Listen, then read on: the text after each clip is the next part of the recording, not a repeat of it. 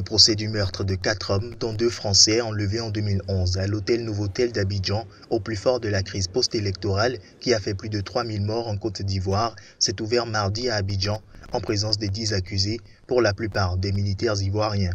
Selon l'acte d'accusation, 5 des 10 accusés, dont le général Bruno Dogboublé, qui commandait à l'époque la garde républicaine, sont poursuivis pour séquestration et assassinat, les autres pour enlèvement et ou disparition de cadavres.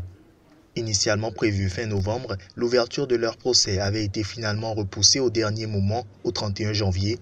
Ce jour-là, à peine ouvert, il avait été à nouveau reporté en raison de l'absence de la moitié des accusés. Selon les nouvelles autorités ivoiriennes, installées après l'arrestation le 11 avril de Laurent Gbagbo, à l'issue de 4 mois de crise post-électorale, les 4 hommes ont été emmenés au palais présidentiel, alors aux mains des forces pro-Gbagbo, torturés et tués. Le report de l'ouverture du procès avait provoqué la colère tant de la défense que de la partie civile.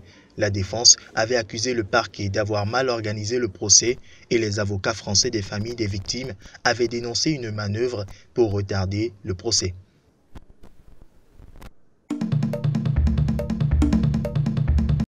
À Conakry, la colère des élèves lorsque le gouvernement décide de fermer toutes les classes jusqu'à trouver une entente avec les syndicalistes. Barricades érigées, pneus brûlés, ce lundi, la capitale guinéenne a été le théâtre de manifestations non déclarées et interdites par le gouverneur de la ville de Conakry. Les manifestants réclament la reprise des cours alors que les enseignants sont en grève depuis 2 semaines. Aucun élève n'est allé en classe ce lundi et pourtant un accord a été trouvé dimanche soir entre les syndicats et le gouvernement.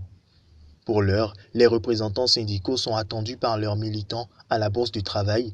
Ils devraient s'y présenter pour donner les détails de l'accord. La cérémonie de signature avec le gouvernement a été reportée. Bilan de ces manifestations, au moins 5 morts, près de 30 blessés, parmi lesquels des forces de l'ordre et de nombreux dégâts matériels. Le gouvernement condamne les événements ayant conduit au décès de ces personnes et appelle l'ensemble des acteurs à plus de retenue et de responsabilité. Conakry rappelle également qu'aucune divergence ne saurait justifier les violences perpétrées au cours de cette journée et réitère sa ferme détermination à poursuivre toutes les personnes impliquées dans ces actes barbares et rétrogrades.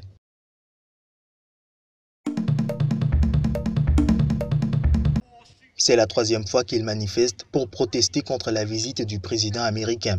Quelques milliers de manifestants se sont réunis devant le Parlement à Londres lundi soir pour protester contre la visite d'État de Donald Trump au Royaume-Uni prévue cette année. Nous voulons montrer à notre gouvernement qu'il ne devrait pas faire ami-ami avec Trump dans le but d'obtenir un bon accord commercial, car les droits humains sont beaucoup plus importants que l'économie.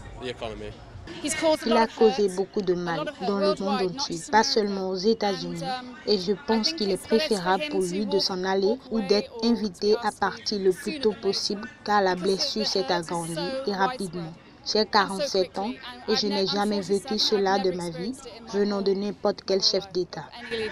La manifestation de lundi était organisée alors que les députés ont débattu dans l'après-midi du bien fondé de cette visite d'État. Près de 1,9 million de personnes ont signé une pétition appelant à la transformer en simple visite officielle. Plusieurs députés travaillistes et du SNP, le Parti national écossais, ont notamment dénoncé le comportement du président américain et celui de la première ministre Theresa May, présentée comme prête à tout pour obtenir un accord commercial. La première manifestation avait réuni le 30 janvier des dizaines de milliers de personnes et une seconde début février avait vu 10 000 personnes protester. D'autres manifestations étaient prévues à travers le pays, notamment à Glasgow, où 300 personnes se sont rassemblées.